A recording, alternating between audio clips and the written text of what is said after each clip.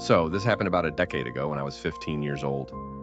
My family lived in a house that was on the property of a very old house owned by one of the families that started the little town I grew up in.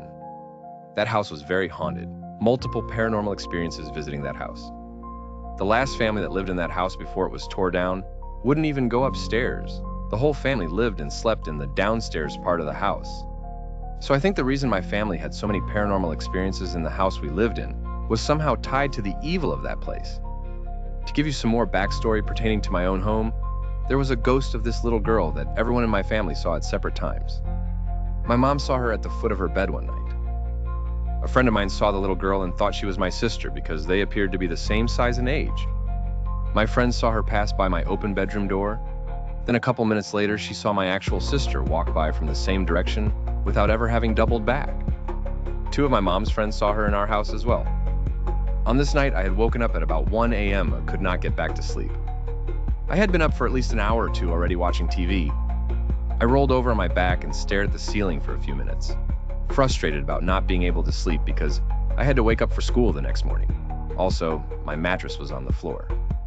When I rolled back over towards my TV, right there was the most terrifying thing I have ever seen in my life to this day.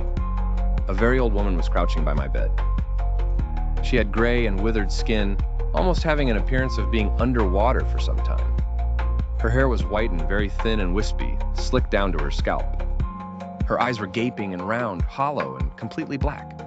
The edges looked like they had been cauterized. Her hands were up in front of her like she was going to grab me. Her hands were gray as well, and she had long, dark fingernails. However, the most unsettling part was that her mouth was all the way open in a horrible smile, and her tongue was twisted in a spiral in her mouth. She just kind of hissed at me, and it almost seemed like she thought it was funny that I was so scared. That face will be forever ingrained in my brain. I let out an almost breathless scream and backed quickly towards the wall behind me to get away from her. By the time my back touched the wall, she was gone. Something that's always bothered me was the fact that it was a small house, and my mom has always been a notoriously light sleeper, yet she didn't wake up when I screamed. I stayed awake petrified for a couple more hours and fell back asleep eventually. After the years have gone by and I have more knowledge about demons, I've come to the conclusion that I saw the true version of the little girl that was haunting us. Demons are liars, and what a better way to infiltrate someone's life than to pretend to be the ghost of an innocent little girl.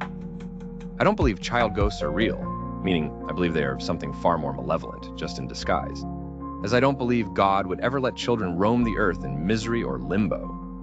But this is a 100% true story I will never ever forget.